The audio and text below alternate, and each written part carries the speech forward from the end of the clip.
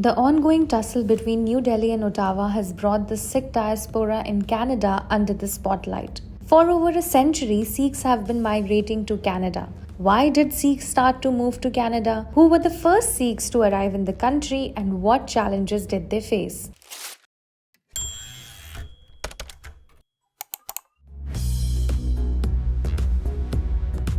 According to the 2021 Canadian census, Sikhs account for 2.1% of country's population. Canada is also home to the largest Sikh population outside India. Sikhs began to migrate overseas in the late 19th century as they were involved in the armed services for the British Empire. Sikhs' arrival in Canada began with Queen Victoria's Diamond Jubilee in 1897.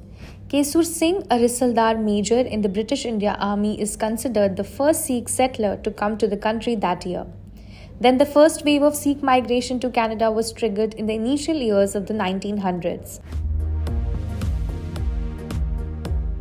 Although the migrants easily found work, they encountered hostility based on the perception that they were taking away jobs from localites. The situation kept deteriorating as more and more Sikhs arrived in the country.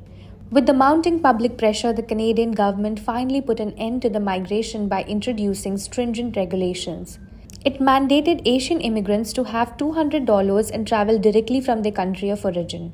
As a result, immigration from India into Canada declined drastically after 1908. It was during this time that Komgata Maru incident took place. In 1914, a Japanese steamship known as Komgata Maru reached the shores of Vancouver. It was carrying 376 South Asian passengers, most of whom were Sikhs. The immigrants were detained on board the ship for about 2 months and then escorted out of Canadian waters, sending it back to Asia. According to the Canadian Museum of Human Rights, once the ship arrived in India, an altercation between British authorities and the passengers broke out. The officials suspected the passengers to be revolutionaries arriving to make trouble. When the altercation ended, 22 people were dead, including 16 passengers. The Canadian immigration policy relaxed after the end of World War II. It happened for 3 main reasons. First, it became difficult for Canada to maintain an immigration policy and practice based on racial preferences after it joined the United Nations.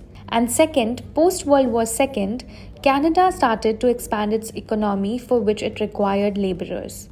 Third, immigration from Europe declined, prompting Canada to focus on third world countries. The factors ultimately led to the introduction of points system in 1967. In this system, skill alone was the criteria for admission of non-dependent relatives into Canada, and it eliminated any preferences given to one particular race.